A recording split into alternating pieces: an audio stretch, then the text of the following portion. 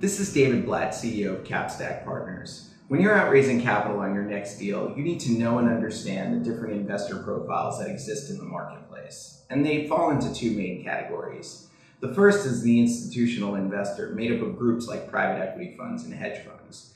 The advantage of these groups is that there's a dedicated source of capital with a very clearly defined investment parameter, including investment type, investment size, location, hold period, and target returns.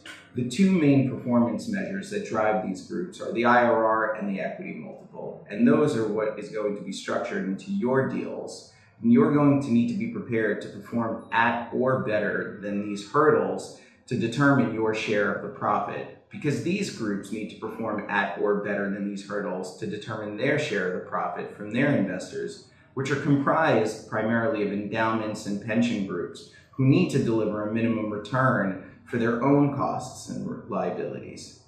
The other thing you need to be prepared for is to give up a level of control and major decision-making rights.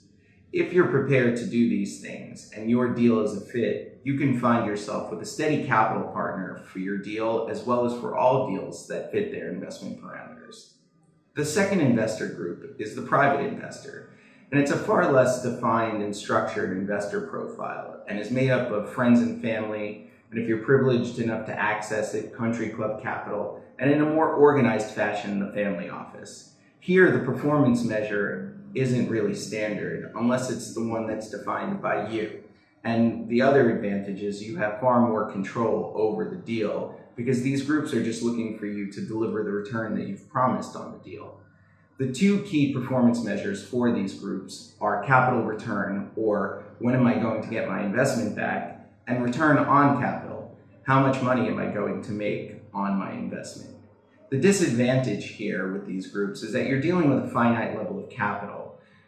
These investors have only so much that they can put into your deals, and even if they do have the capital available, they'll typically want to wait to see the returns that you can deliver on your deals.